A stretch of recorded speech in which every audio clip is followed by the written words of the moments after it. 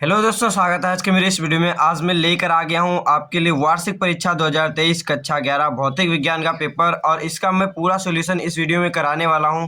तो इस तरीके से ये पूरा पेपर है, और आप देख लीजिए कि यहाँ पर मैंने पूरा सॉल्यूशन हर एक पेज पे हर एक क्वेश्चन का लिख के रखा है, और इसको मैं अच्छे से समझाने वाला भी हूँ। तो वीडियो में अंत तक बने रहिए। अगर आप चैनल पर नए हैं तो चैनल को सब्सक्राइब कर लीजिए, क्योंकि मैंने कक्षा 11 का पूरा जितने भी मॉडल पेपर हैं आपके साइंस साइड के पूरे मैंने करवा दिए हैं, और इसको मैं आज सॉल्यूशन करवा दे रहा हूं। और मैं इसके बाद 10th का और 12th का भी लाने वाला हूं मॉडल पेपर सॉल्यूशन, और कुछ इंपॉर्टेंट चैप्टर्स भी। तो चैनल को सब्सक्राइब रखें और अपने दोस्तों में भी वीडियो को शेयर किया करिए। और यहाँ पर आप देख लीजिए इस तरीके से ये पेपर है। चलिए शुरू करते हैं। तब यहाँ पर आप देखेंगे पहला आपका क्वेश्चन दिया गया है पेपर में भी, आप खुद देख लीजिए। यहाँ पर पेपर में इस तरीके से दिया गया है, बल F दाब P तथा क्षेत्रफल A में संबंध है। तो बल F जो है आपका और दाब P और क्षेत्रफल A में जो संबंध है वो आपको बताना है। तो आप जानते होंगे कि दाब बराबर होता है बल बटे में क्षेत्रफल। तो यहाँ पर P बराबर F/A आपको आना चाहिए। तो यहाँ पर आप देख लीजिए सब में जिसमें भी P बराबर F/A आ जाए वो वाला आपका राइट आंसर है। तो यहाँ पर आप देखेंगे P बराबर A को आप यहाँ पर नीचे भेजेंगे तो F/A है ना। तो इस तरीके से आपका दाब का जो सूत्र है वो आपका यहाँ पर आ जाएगा। फिर आपको श्यान द्रव में सीमांत वेग से गिरने वाले पिंड का त्वरण ज्ञात करना है। तो ये पेपर में भी ये क्वेश्चन इस तरीके से दिया गया है। मैंने ये पूरा सॉल्यूशन जो है पेपर से ही किया है, तो इस तरीके से आप देखते रहिए। यहाँ पर श्यान द्रव में सीमांत वेग से गिरने वाले पिंड का जो त्वरण होता है वो शून्य होता है, क्योंकि इसको मैंने पिछले वीडियो में एक्सप्लेन भी अच्छे से किया था। वो आप अगर देखना चाहते हैं तो देख लीजिए जाके, नहीं तो यहाँ पर जान लीजिए कि ये शून्य होता है। श्यान द्रव में सीमांत वेग से अगर कोई पिंड गिरता है तो उसका जो त्वरण होता है वो शून्य हो जाता है। फिर आपका जो एक द्रव किसी ठोस के पृष्ठ को नहीं भिगोता है यदि स्पर्श कोण हो। तो अगर आपका स्पर्श कोण 90 डिग्री से ज़्यादा होता है तो आपका वो जो आपका द्रव है वो ठोस को नहीं भिगोता है। फिर आपका MT ऊपर में आपको -2 लिखा है, ये है आपका ये विमा। तो किस भौतिक राशि है। तो ये वाली जो है विमा वो किस भौतिक राशि की विमा है। तो इसको आप अच्छे से याद कर लीजिए कि पृष्ठ तनाव की ये वाली विमा है। तो इस तरीके से आपका ये वाला आंसर हो जाता है। फिर यहाँ पर आप देखेंगे I/I का मान होता है। तो I/I का मान 1 होता है, ये आप जानते होंगे। फिर आप 0 डिग्री का मान होता है। तो यहाँ पर आप पहला आंसर जब देखेंगे तब यहाँ पर 273 केल्विन लिखा है। तो आप तुरंत इस पर टिक मत कर दीजिए, आगे के भी इसके जो हैं उनको देख लिया करिए, फिर टिक किया करिए। क्योंकि मैंने देखा कल जो एग्ज़ाम हुआ उसमें कई लोगों ने इसी को टिक कर दिया था, लेकिन ये है, लेकिन माना जाता है। लेकिन यहाँ पर आपका जब पूरा एक्यूरेट तरीके से दिया गया है 273.15 के केल्विन, तो यहाँ पर आपको इस पर टिक करना था, लेकिन यहाँ पर इसको कई लोगों ने गलत कर दिया। तो इस पर आप ध्यानपूर्वक करिएगा इसको। फिर आपका जो अगला प्रश्न दिया गया है खंड बा में, ये 6 अंक के प्रश्न है, एक अंक के प्रश्न पूछे गए हैं। यहाँ पर 0.07200 में सार्थक अंकों की संख्या है। तो इसमें जो सार्थक अंकों की संख्या है वो 4 है, क्योंकि दशमलव के बाद जो आपके अशून्य अंक होते हैं वहाँ से आपको ये सार्थक अंकों की संख्या गिनना होता है। तो इस तरीके से यहाँ पर 7200 ये 4 हो जाएंगे आपके सार्थक अंक। फिर आदर्श गैस समीकरण है। तो आदर्श गैस समीकरण जो होता है आपका वो होता है PV = nRT। तो यहाँ पर उस तरीके से लिखा गया है, ऐसे ही इसमें सब क्वेश्चंस थे। फिर आगे हम बढ़ेंगे अब अपने अगले नेक्स्ट पेज पे। तो यहाँ पर आप देखिए अगला प्रश्न पूछा गया है, न्यूटन की गति विषयक तृतीय नियम लिखिए। तो न्यूटन का जो तृतीय नियम है आपका गति विषयक, उसमें कहा गया है कि हर क्रिया की बराबर एवं विपरीत दिशा में प्रतिक्रिया होती है। तो इस नियम के अनुसार प्रत्येक क्रिया की सदैव समान एवं विपरीत दिशा में प्रतिक्रिया होती है। तो इस तरीके से आपको लिख देना था। फिर यहाँ पर आपको अगला है ऊष्माधारिता की परिभाषा लिखिए। तो इस तरीके से यहाँ पर इसमें भी दिया गया है, इसमें पीछे है। हाँ, ये आपका इस 1 नंबर वाले क्वेश्चंस में आपका ये 4 नंबर ऊष्माधारिता की परिभाषा लिखिए, ये अंतिम है इसमें। यहाँ पर आप देख लीजिए, किसी पदार्थ के द्रव्यमान का ताप 1 डिग्री सेल्सियस बढ़ाने के लिए आवश्यक ऊष्मा की मात्रा को उस पदार्थ की ऊष्माधारिता कहते हैं।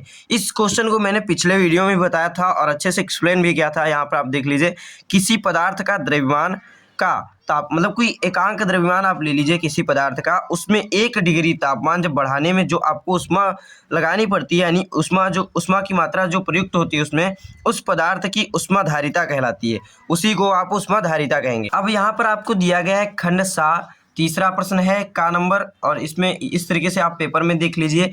ये खंड सा जो है 8 नंबर का पूरा है और इसमें 4 प्रश्न दिए गए हैं और चारों प्रश्न जो हैं आपके पूरे 2-2 नंबर के हैं। इस तरीके से इसमें सब नियम पूछे गए हैं, नियम ही लिखने हैं सब। तो ये इस तरीके से आप देख लीजिए। जो पहला प्रश्न है हुक्का प्रत्यास्थता संबंधी नियम लिखिए। तो इस नियम के अनुसार प्रत्यास्थता की सीमा में किसी पदार्थ में उत्पन्न प्रतिबल, जो प्रत्यास्थता की सीमा है उसमें उत्पन्न अगर प्रतिबल जितना अधिक होगा उसमें उत्पन्न विकृति के अनुक्रमानुपाती होता है, यानी कि उसमें जितनी विकृति होगी उसी के अनुक्रमानुपाती प्रतिबल होगा और प्रतिबल के अनुक्रमानुपाती आपका विकृति होगी। तो इस तरीके से यहाँ पर आप अर्थात लिख सकते हैं प्रतिबल अनुक्रमानुपाती है विकृति के, और ये अनुक्रमानुपाती का चिन्ह बदलेगा स्थिरांक में, तो यहाँ पर ई बन जाएगा प्रत्यास्थता गुणांक, यहाँ पर इसकी जगह पर और बराबर चिन्ह लग जाएगा। तो प्रतिबल बराबर ई विकृति, ई विकृति जो है आप इसको नीचे भेज दीजिए, प्रतिबल बटे में विकृति बराबर में ई, कांस्टेंट बच जाता है यहाँ पर, मतलब बच जाता है ये आपका। तो प्रत्यास्थता गुणांक इस तरीके से, ये जो ई है वो है प्रत्यास्थता गुणांक।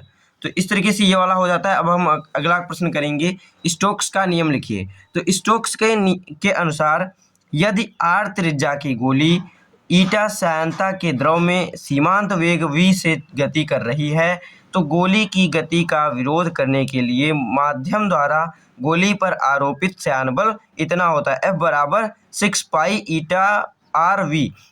तो आपका जब पानी में कोई आर त्रिज्या की रीटा श्यानता के द्रव में सीमांत वेग v से गिरती है, अगर कोई आप गोली होगी उसको आप पानी में गिराएंगे या फिर द्रव में, किसी भी द्रव में गिराइए, उसमें अगर उसकी आर त्रिज्या होगी, कोई भी त्रिज्या होगी, आर त्रिज्या माना, फिर ईटा श्यानता होगा, उस द्रव का श्यानता जो होगा, श्यानता गुणांक वो ईटा होगा, फिर आपका वेग जो जिस वेग से आप गिराएंगे वो v मान लीजिए, उसमें गति की तो गोली की गति का विरोध करने के लिए माध्यम द्वारा गोली पर आरोपित श्यान बल जो होगा, यानी कि पानी या फिर जो आपका द्रव है उसके द्वारा जो उस पर श्यान बल लगे, जो आरोपित श्यान बल होगा वो होगा F बराबर 6 पाई ईटा आर वी। इस तरीके से ये फार्मूला है, इसको आप अच्छे से याद कर लीजिए, ये आपके इम्पॉर्टेंट प्रश्नों में से एक है, तो इसको ज़रूर आप पढ़े रहिए। फिर अगला क्वेश्चन है आपका गा नंबर, यहाँ पर द्रव दाब के नियम लिखना है। तो द्रव दाब के नियम आपको बताना है, इस तरीके से देख लीजिए। तो द्रव दाब के नियम निम्नलिखित हैं, आपको इस तरीके से लिखना है, स्टार्ट करना है। फिर किसी द्रव के अंदर एक ही क्षैतिज, तो आप जानते हैं जब कोई द्रव होता है एक ही क्षैतिज में उसके जो सभी बिंदु होते हैं सब पर दाब समान होता है, यानी कि आपको एक ही ऊंचाई हाइट में आपको क्षैतिज में सभी बिंदुओं पर आपका द्रव दाब होता है वो समान होता है। फिर किसी द्रव का दाब उसके घनत्व के अनुक्रमानुपाती होता है, तो ये तो आप जानते हैं कि जितना अधिक घनत्व होगा उतना ही अधिक दाब होगा। फिर आपका अगला जो है यहाँ पर टॉपिक पॉइंट दिया गया है, द्रव में डूबे पिंड की दीवारों पर द्रव द्वारा जो आरोपित दाब होता है पिंड के पृष्ठ के प्रत्येक बिंदु के लंबवत कार्य करता है, यानी कि आपका कोई भी पिंड है उसमें जो आपका द्रव दाब लगेगा वो हमेशा लंबवत ही लगेगा और किसी तरीके से नहीं लगेगा। फिर स्थिर द्रव में के भीतर किसी भी बिंदु पर दाब मुक्त पृष्ठ से उस बिंदु की गहराई के अनुक्रमानुपाती होता है। ये तो आप जानते हैं कि मुक्त पृष्ठ से जितना अधिक गहरा होगा उतना ही उसके जितना गहराई बढ़ेगी उतना ही उसका दाब बढ़ता जाएगा। तो इस तरीके से आपका द्रव दाब के नियम हो जाते हैं, बहुत ही सिंपल हैं। फिर आप अब देखेंगे अगला जो है पेज, उस पर हम लाते हैं ये टार्सली का नियम। यहाँ पर अगला आपका पेपर में दिया गया है टार्सली का प्रमेय लिखिए। तो टार्सली का प्रमेय यहाँ पर अगले पेज पे मैंने लिखा है, तो इस तरीके से आप देख लीजिए। अगर आप वीडियो को अभी तक लाइक नहीं किए हैं तो सबसे पहले वीडियो को लाइक कीजिए, अपने दोस्तों में भी शेयर करिए। अकेले देखकर आप क्या करेंगे और अपने दोस्तों में भी शेयर करिए तो साथ में देखें तो वो भी कुछ सीख लें। यहाँ से आप देखेंगे टार्सली का प्रमेय लिखिए। तो किसी छिद्र से किसी द्रव के बहिस्राव जो होता है, यानी कि ये जो टार्सली का नियम है वो किसी छिद्र, यानी कि कोई आपका मान लीजिए टंकी ही है उसमें कोई आप कहीं पर छेद करते हैं तो उससे जो बहिस्राव होगा, जो बाहर की तरफ पानी निकलेगा, उसका जो वेग है वो आपको इसमें बताने के लिए ये टार्सली ने प्रमेय दिया है। बहिस्राव का वेग उस वेग के बराबर होगा जो कि द्रव अपने स्वतंत्र तल से छिद्र तक स्वतंत्रता पूर्वक गिरने में प्राप्त कर लेता है।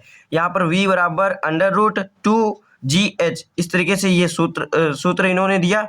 फिर यहाँ एच जो है, एच ये जो है ये पात्र में छिद्र की गहराई है, यानी कि टंकी के से जहाँ ऊपर जहाँ तक आप पानी भरें उस लेवल से जहाँ तक आप नीचे छेद किए हैं वो जो एच है वो वाला आपका ये पात्र का मतलब पात्र के छिद्र की गहराई हो जाती है। फिर जी तो आप जानते हैं का है जी, जितना आपका गुरुत्वाकर्षण लग रहा है।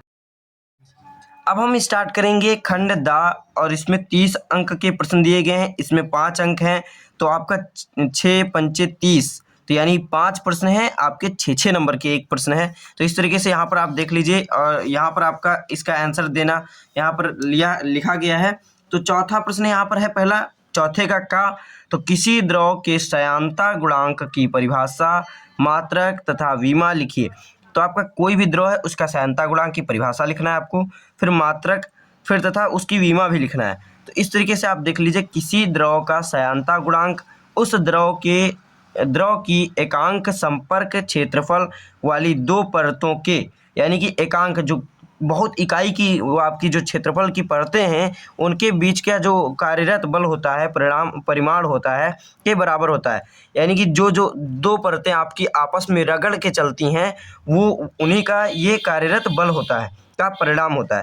तो जबकि परतों के मध्य होगा, ये माध्य लिखा है, वेग प्रवणता एकांक होती है, इसका एसआई मात्रक किलोग्राम बटे मीटर सेकेंड तथा विमा mt-1 L के पावर -1 है, फिर t के पावर भी -1 है होता है। तो इस तरीके से आप द्रव का श्यानता गुणांक की परिभाषा और मात्रक विमा जान चुके हैं। अब हम देखेंगे अगला प्रश्न। तो अगला प्रश्न बहुत ही इंपॉर्टेंट है, -40 फ़ारेनहाइट को डिग्री सेल्सियस में ज्ञात करना है। तो जो -40 डिग्री फ़ारेनहाइट है उसको डिग्री सेल्सियस में ज्ञात करना है। तो यहाँ पर आपको किस तरीके से बदला जाता है उसका सूत्र आप यहाँ पर लिख लीजिए।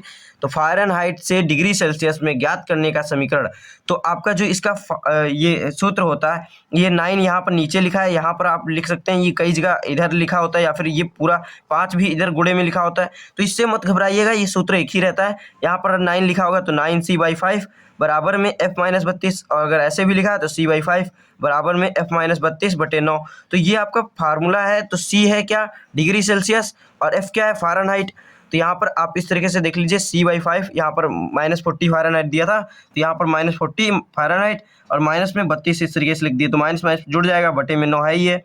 फिर आप इस तरीके से जोड़ने के बाद -72 पाएंगे बटे में 9, तो 9 8 72, इस तरीके से आपका 8 बार में कट जाएगा, तो -8 इधर आ जाएगा। फिर जो c/5 है -8 इधर है, तो इसको उधर अगर गुणा कर देंगे हम डिग्री सेल्सियस इस तरीके से लिख देंगे, बाद में -8 × 5 बराबर में यहाँ पर आपका -40 आ जाएगा। तो इस तरीके से -40 डिग्री फ़ारेनहाइट का डिग्री सेल्सियस में भी आपका -40 डिग्री होता है। तो ये आप याद भी रख लीजिए कि -40 डिग्री जो फ़ारेनहाइट होता है वो -40 डिग्री सेल्सियस के बराबर होता है। यही मान है जो डिग्री सेल्सियस और फ़ारेनहाइट का बराबर है, ये भी कभी पूछा जा सकता है। तो आप अगला प्रश्न यहाँ पर दिया गया है आपका, ससंजक तथा असंजक बल की परिभाषा लिखिए। ये जो प्रश्न है, इस प्रश्न को मैंने पिछले वीडियो में भी दिखाया था और यहाँ पर भी दिया गया है। तो इस तरीके से मैंने इंपॉर्टेंट जो क्वेश्चन बताए थे उसमें से कई सारे क्वेश्चंस मैच कर गए थे, तो जिनसे बहुत ही फायदा हुआ। तो मेरे क्वेश्चंस जो होते हैं उनको आप जरूर देखा करिए, बहुत ही इंपॉर्टेंट रहते हैं। तो ससंजक तथा असंजक की परिभाषा जो है आपकी, ससंजक बल असमान पदार्थों के अणुओं के मध्य कार्यरत आकर्षण बल, जो आपका समान पदार्थों के जो आपका अणु होते हैं उनके मध्य जो कार्यरत आकर्षण बल है उसी को हम ससंजक बल कहते हैं। और असंजक बल जो है वो असमान पदार्थों के मध्य जो अणुओं के मध्य जो आपका कार्यरत बल होता है, आकर्षण बल होता है, उसे असंजक बल कहते हैं। तो बहुत सिंपल ही ये है, अगर आपका उदाहरण भी पूछता है तो आप बता सकते हैं। इसके लिए मैंने पिछले वीडियो में भी अच्छे से एक्सप्लेन किया है, उसमें कुछ इसके उदाहरण भी लिखे हैं, तो वहाँ पर भी आप देखिए। पिछला वीडियो अगर नहीं देखें तो बहुत गलत कर रहे हैं, पहले पिछला वीडियो देखिए फिर इसको देखिए, तो और ज़्यादा कुछ समझ में आएगा और चीज़ें भी आपको सीखने को मिलेंगी। कोई ज़रूरी नहीं यही प्रश्न आपके जो हैं एग्ज़ाम में आए, लेकिन इसमें से कई सारे प्रश्न जो ऐसे हैं जो आपके आने ही आने हैं। तो इसलिए ये वीडियोस जो होते हैं आपके इंपॉर्टेंट प्रश्न के, उनको देखना आपके लिए बहुत ही जरूरी होता है। यहाँ पर आपका अगला प्रश्न दिया गया है घ नंबर, उष्मा चालकता गुणांक की परिभाषा लिखिए, मात्रक तथा विमा लिखिए। तो आपका जो उष्मा चालकता गुणांक है उसकी आपको परिभाषा लिखना है इसमें, फिर मात्रक उसका बताना है, फिर उसकी विमा जो है वो भी आपको लिखना है। तो यहाँ पर उष्मा चालकता गुणांक की जो परिभाषा है, किसी पदार्थ का उष्मा चालकता गुणांक उष्मा की वह मात्रा है, यानी अगर कोई भी आपका पदार्थ है उसकी चालकता गुणांक जो है उसकी वह मात्रा है जो स्थायी अवस्था में उस पदार्थ के एकांक क्षेत्रफल के प्रति सेकंड 2 समांतर समतापी पृष्ठों के लंबवत प्रवाहित होता है। यानी कि कोई भी 2 पृष्ठ हैं जो आपस में टच हैं या फिर कैसे भी हैं, उनमें जो उसकी उष्मा, एक पृष्ठ की उष्मा दूसरे पृष्ठ में प्रवेश करती है, उसके लिए ये उष्मा चालकता गुणांक दिया जाता है, प्रवाहित होती है। जबकि पृष्ठों के बीच ताप प्रवणता एकांक हो, इसे निम्न व्यंजक द्वारा दिया जाता है। तो ये इसके लिए व्यंजक है Q बराबर KA, और यहाँ पर theta minus theta 1 minus theta 2, और बाद में गुणे में आपका T भी है, बटे में L है। तो ये क्या क्या है इनके लिए यहाँ पर दिया गया है कि K जो है आपका नियतांक है, जहाँ इसे उष्मा चालकता गुणांक कहते हैं। उष्मा चालकता गुणांक क्या है? K है, ये आपका कांस्टेंट ये बन जाता है। तो इस तरीके से यहाँ पर आप देखेंगे, यहाँ ए जो है, ए है ये फलक का क्षेत्रफल है, ये जो ए है ये फलक का क्षेत्रफल है, जो फलक आपस में टच है उसका क्षेत्रफल है। फिर जो थीटा माइनस थीटा है तो ये क्या है? आपका फलकों का तापांतर होता है, तापांतर। फिर टी जो है समय है। फिर आपका यहाँ पर एल जो है वो है आपका फलकों के मध्य दूरी। फिर के का मात्रक, यानी जो ये उष्मा चालकता गुणांक है उसका मात्रक होता है जूल बटे मीटर सेकेंड डिग्री सेल्सियस। इतना ये इसका ये आपका फार्मूला मतलब मात्रक है। तो ये बहुत ही इंपॉर्टेंट है, इसको आप याद रखिए है। तथा इसकी विमा जो है इसी से आपका बन जाएगा ML T के पावर -3। फिर जो आपका ये थीटा है, थीटा -1, तो यहाँ पर होता है। तो इस तरीके से ये आपका विमीय सूत्र हो जाता है और इसका ये आपका मात्रक हो जाता है। फिर इसकी ये परिभाषा हो जाती है। ये इंपॉर्टेंट क्वेश्चन है और इस पे कुछ न्यूमेरिकल्स आ सकते हैं, इसके लिए आप ये फार्मूला भी याद रखिए, बहुत ही इंपॉर्टेंट है। तो इस तरीके से ये हो जाता है। फिर अगला प्रश्न आपका दिया गया है उसी में खंड दा में, इसमें है ये अंगा नंबर, बर्नौली प्रमेय में दाब शीर्ष, वेग शीर्ष तथा गुरुत्वीय शीर्ष के लिए सूत्र लिखिए। तो ये क्वेश्चन भी मैं पिछले वीडियो में देने वाला था, लेकिन उसमें क्या हुआ, वीडियो आपको बहुत लॉन्ग हो गया था और मेरे पास उतना नेट नहीं था इनफ। तो इसके लिए हमें ये वीडियो नहीं, मतलब उसको, इस प्रश्न को उस वीडियो में मैं ऐड नहीं कर सका। और ये जो प्रश्न आपका है ये एग्जाम में पूछ लिया गया, तो कई लोगों ने कहा भी कि ये क्वेश्चन इंपॉर्टेंट था, फिर मैंने उनको बताया। लेकिन यहाँ पर आप इस तरीके से आप देख लीजिए, आपके साथ ऐसा ना हो। तो दाब शीर्ष जो है वो आपका होता है P/ρg। आपका जो बर्नौली प्रमेय है उसका आपने फार्मूला देखा होगा, उसको मैंने पिछले वीडियो में भी दिखाया था, इस वीडियो में भी मैं उसका दिखाऊंगा। तो यहाँ पर आप देख लीजिए, दाब शीर्ष जो होता है उसमें पूरा फार्मूले में बटे में आप ρg अगर कर देते हैं तो उसके दाब शीर्ष, वेग शीर्ष और आपका गुरुत्वीय शीर्ष आपको पता चल जाता है। तो दाब शीर्ष है P/ρg, वेग शीर्ष है v²/2g, फिर गुरुत्वीय शीर्ष है आपका h। फिर दाब शीर्ष, वेग शीर्ष तथा गुरुत्वीय शीर्ष के पदों में बर्नौली प्रमेय इस तरीके से हो जाता है P/ρg plus h plus v²/2g बराबर नियतांक जो कांस्टेंट होता है आपका। फिर सीमांत वेग की परिभाषा लिखना है। तो सीमांत वेग की परिभाषा या किन किन कारकों पर निर्भर करता है ये भी आपको बताना है। तो जब कोई वस्तु लिखा होगा, वास्तु यहाँ पर लिखा है तो वस्तु होना चाहिए। जब कोई वस्तु किसी श्यान के द्रव में गिर रही है तो वह नियत वेग जिसके बाद वस्तु का त्वरण 0 हो जाता है। यानी कि आपका जो सीमांत वेग है तो यह वह द्रव का श्यान द्रव में गिर रही हो तो वह नियत वेग होता है। वह नियत वेग है जिसके बाद वस्तु का जो त्वरण है 0 हो जाता है, यानी कि उसके बाद उसका वेग नहीं रह जाता है। सापेक्षिक वेग जो है वो आपका नहीं रह जाता है, 0 हो जाता है, वही आपका सीमांत वेग कहलाता है। तो इस तरीके से इसका सूत्र दिया गया है v बराबर 2/9 r² रो माइनस सिग्मा और ईटा g, इस तरीके से आपका दिया गया है। फिर इसके बाद तो यहाँ पर अगला क्वेश्चन आपको दिया गया है खा नंबर, स्टीफन का नियम लिखिए, किसी कृष्ण पिंड का ताप 300 केल्विन से बढ़कर 600 केल्विन करने पर ऊर्जा उत्सर्जन की दर कितने गुना हो जाएगी, ये आपको बताना है इसमें प्रश्न में। तो इसको मैं पूरा सॉल्व करके दिखा रहा हूँ। यहाँ पर आप देख लीजिए, इस नियम के अनुसार जो स्टीफन का नियम है, इस नियम के अनुसार किसी आदर्श कृष्णिका के प्रति एकांक क्षेत्रफल के प्रति सेकंड उत्सर्जित विकिरण एकांक क्षेत्रफल के प्रति सेकंड उत्सर्जित विकिरण की मात्रा उसके परम ताप के चतुर्थ घात के समानुपाती होती है। यानी कि परम ताप उसका जो है उसके चतुर्थ घात के समानुपाती होती है। इसलिए अर्थात यहाँ पर लिख लीजिए ई जो समानुपाती किसके, चतुर्थ घात के ना, तो यहाँ पर आप देख लीजिए परम ताप के चतुर्थ घात के बराबर ई बराबर, यहाँ पर ये जो जब हटेगा ये आपका समानुपाती का चिन्ह, तो यहाँ पर सिग्मा ये कांस्टेंट आ जाएगा, स्थिरांक ई मतलब आपका ई बराबर सिग्मा टी के पावर में 4, इस तरीके से आपका आ जाएगा। दिया क्या है, पहला दिया है 300 केल्विन, जो आपका प्रश्न है न्यूमेरिकल उसको भी सॉल्व करिए। ये आपका T1 दिया है, यानी कि पहला जो आपका परम ताप दिया है वो है 600 केल्विन। फिर स्टीफन के नियम के अनुसार ई जो ये कांस्टेंट ये स्थिरांक समानुपाती है किसके, टी के पावर में 4, इस तरीके से। फिर यहाँ पर T2 जो दिया है वो है बराबर में 600 केल्विन, ये दोनों रख दीजिए यहाँ पर, इसको सूत्र रख दीजिए इसको। फिर यहाँ पर आप जो करेंगे वो E2 बटे में E1, फिर इसका T2 बटे में T1, इस तरीके से ये होता है। तो इसको अच्छे से देख लीजिए, इसी तरीके से आपको एग्जैक्ट इसी तरीके से करना है, तब आपका आंसर सही आएगा। तो T2 बटे में T1 के पावर में 4 घात 4 है, इसलिए बाद में बराबर में 600 बटे में 300 के पावर में 4 बराबर में E2 बटे में E1 बराबर में आपका आ जाता है 16। 0 से 0 कट के ये इसका जब वर्क कर लेंगे पूरा क्लियर करके, यहाँ पर आपका 16 आ जाएगा बराबर में E2 बराबर में 16 के, यानी कि 16 गुना हो जाएगा उसके, जो आपका केल्विन है वो उसके 16 गुना हो जाएगा E2 का मान। तो इस तरीके से आपका ये खा नंबर हो जाता है। फिर अगला अब हम क्वेश्चन करेंगे, तो गा नंबर जो है आपका क्वेश्चन, यहाँ पर आदर्श द्रव किसे कहते हैं, अविरतता का सिद्धांत भी आपको यहाँ पर लिखना है। तो आदर्श द्रव किसे कहते हैं, वह द्रव जिसमें शून्य सपिंडता होती है, यानी कि वो पिचकता नहीं, दबता नहीं। इसको मैंने पिछले वीडियो में बताया था और एकदम अच्छे से एक्सप्लेन किया था, वहाँ भी आप देख सकते हैं।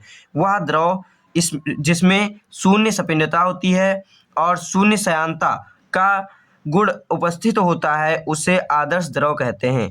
तो यानी कि जो असपिंड है और असयान है उसे उपस्थित हो उसे आदर्श द्रव कहते हैं। बस ये अब आपका है अविरतता का सिद्धांत। इस सिद्धांत के अनुसार यदि कोई द्रव किसी असमान अनुप्रस्थ परिच्छेद की नलिका में धारा रेखी प्रवाह में बह रहा हो, तब प्रत्येक बिंदु पर नली के अनुप्रस्थ काट के क्षेत्रफल a द्रव तथा द्रव के वेग v के गुणनफल नियत रहता है। यानी कि आपका कोई भी जो अनुप्रस्थ काट की परिच्छेद नलिका है उसमें अगर धारा रेखी प्रवाह हो रहा है, बह रहा है कोई द्रव, तो उसमें तब उसके प्रत्येक बिंदु है उस पर नली के अनुप्रस्थ काट के क्षेत्रफल जितना होगा a, बाद में फिर आपका जो उसका वेग होगा गुणनफल, वेग और ए आपका क्षेत्रफल उसके गुणनफल के हमेशा नियत रहता है। इस तरीके से यहाँ पर आप देख लीजिए नियतांक रहता है, कहीं भी आप उस नलिका में देखेंगे तो उसका ये दोनों चीज़ें नियतांक मिलेंगी। तो विशिष्ट उष्मा की परिभाषा लिखना है और सूत्र और मात्रक उसका लिखना है। तो इस तरीके से यहाँ पर आप देख लीजिए, इसका इतना आपको उस विशिष्ट उष्मा की परिभाषा, सूत्र और मात्रक लिखना है।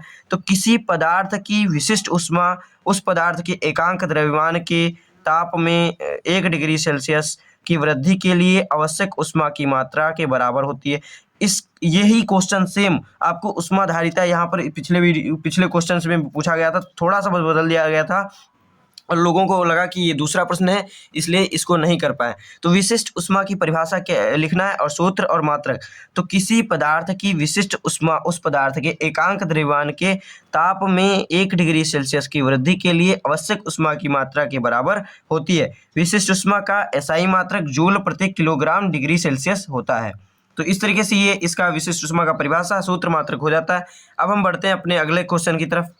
तो यहाँ पर अगला क्वेश्चन आपको दिया गया है पृष्ठ तनाव की परिभाषा, मात्रक और विमा आपको लिखना है। तो पृष्ठ तनाव वह बल होता है जिसका मान द्रव के मुक्त पृष्ठ क्षेत्रफल, मुक्त जो आपका द्रव है उसका मुक्त पृष्ठ क्षेत्रफल जो है पर खींचा गया काल्पनिक रेखा की प्रति एकांक लंबाई पर लंबवत कार्यरत बल होता है। जो आपका ये खींची गई रेखा है उस पर एक प्रति एकांक लंबाई पर लंबवत कार्यरत बल जो होता है वही आपका पृष्ठ तनाव होता है। इसको अगर आपको नहीं समझ में आया एक बार में तो यहाँ पर आप वीडियो पीछे करिए और इसको दोबारा सुनिए या फिर एक बार आप खुद से पढ़िए तो फिर आपको अच्छे से समझ में आ जाएगा। मात्रक जो उसका होता है न्यूटन बटे मीटर होता है, विमा mt-2 होती है। और अब हम बढ़ेंगे अपने अगले प्रश्नों की तरफ। यहाँ पर दिया गया है खंड सा, तो यहाँ पर आपका खंड या दिया गया है, सा नहीं खंड या दिया गया है। 20 अंक के प्रश्न हैं यहाँ पर और इसमें 4 प्रश्न हैं टोटल और ये इस तरीके से लॉन्ग क्वेश्चंस हैं और ये 5-5 नंबर के प्रश्न हैं। तो यहाँ पर इनका आप देख लीजिए। तो आपको यहाँ पर बताना है यंग प्रत्यास्थता गुणांक की परिभाषा लिखिए। सिद्ध कीजिए कि स्टील जो है रबड़ से अधिक प्रत्यास्थ है। तो प्रत्यास्थता की सीमा में किसी वस्तु की उत्पन्न अनुदैर्ध्य प्रतिबल तथा उसके संगत अनुप्रस्थ अनुदैर्ध्य विकृति के अनुपात को वस्तु के पदार्थ का यंग प्रत्यास्थता गुणांक कहते हैं। ये आपने पीछे भी देखा। फिर यहाँ पर आपका आगे दिया गया है माना स्टील, ये जो आपका अगला न्यूमेरिकल है वो मतलब सिद्ध जो करना है वो माना स्टील एवं रबड़ के तार की समान लंबाई L तथा समान त्रिज्या R है। इसके यंग प्रत्यास्थता गुणांक क्रमशः YS स्टील है, ये यंग प्रत्यास्थता गुणांक स्टील, यंग प्रत्यास्थता गुणांक आपका ये रबड़ है ना है। दोनों पर m द्रव्यमान लटकाने पर लंबाई, जो आप m द्रव्यमान दोनों पर लटकाएंगे तो उसमें जो आपका लंबाई में वृद्धि होगी क्रमशः डेल्टा LS, L यहाँ पर लंबाई में वृद्धि किसमें आपका स्टील में, और यहाँ पर डेल्टा LG यहाँ पर आपका उसमें परिवर्तन है आपका ये जो रबड़ है उसमें है। तब स्टील के लिए यंग प्रत्यास्थता गुणांक आपका इस तरीके से ये हो जाएगा, फार्मूला रख दीजिए, वही रख करके इस तरीके से आप देख लीजिए। फिर रबड़ के लिए भी इसी तरीके से निकाल लेंगे। फिर आप रबड़ के लिए यंग प्रत्यास्थता गुणांक इस तरीके से रख देंगे, फिर यहाँ पर इस तरीके से निकल जाएगा। फिर पूरा क्वेश्चन इस तरीके से देख लीजिए। फिर यहाँ पर एक और पेज दिया गया है, इसमें भी कुछ बाकी है इसका, यहाँ पर देख लीजिए। अतः इतना आपको प्राप्त हो जाता है। तो यहाँ पर जो यंग प्रत्यास्थता गुणांक आपका स्टील का है वो रबड़ से अधिक होता है। ये आप जानते होंगे कि जो रबड़ है उसको थोड़ा ज़्यादा आप अगर खींच देंगे, आपको लगता है खींचने में कि हाँ ये अधिक बढ़ेगा, लेकिन स्टील आपका जो है बहुत ज़्यादा बढ़ सकता है, लेकिन रबड़ है कुछ समय बाद टूट जाता है। तो इसलिए इसका आपका स्टील का यंग प्रत्यास्थता गुणांक जो है अधिक होता है रबड़ की अपेक्षा में। तो यहाँ पर आपको अगला प्रश्न दिया गया है 7वां नंबर, किसी द्रव की पृष्ठ ऊर्जा से क्या समझते हैं? मुख्य पृष्ठ के प्रसार में किए गए कार्य का सूत्र प्राप्त कर लीजिए। पिछला क्वेश्चन मैंने पूरा अच्छे से पढ़ के नहीं सुनाया है, तो उसको आप देख लीजिए, पूरा देख लीजिए। और वीडियो लॉन्ग हो जाएगा, बहुत ज़्यादा लंबा हो जाएगा, इसीलिए मैं यहाँ पर सिर्फ आपको आंसर ये दोनों दिखा दे रहा हूँ। इनको आप अच्छे से पढ़ के समझ लीजिए। नहीं समझ में आता है तो मैं इसके लिए अगला नेक्स्ट वीडियो में बना दूंगा। तो यहाँ पर आप देख लीजिए, ये 7वां प्रश्न भी पूरा इस तरीके से देख लीजिए, ऊपर करके दिखा दीजिए आप। तो यहाँ पर ये पूरा देख लीजिए, ये पूरा प्रश्न इस तरीके से देख लीजिए। यहाँ पर इसका स्क्रीनशॉट ले लीजिए या फिर पूरा अच्छे से वीडियो पॉज करके लिख लीजिए, तब इसको आप पढ़ लीजिएगा। मिलते हैं अगले वीडियो में, तब तक के लिए धन्यवाद।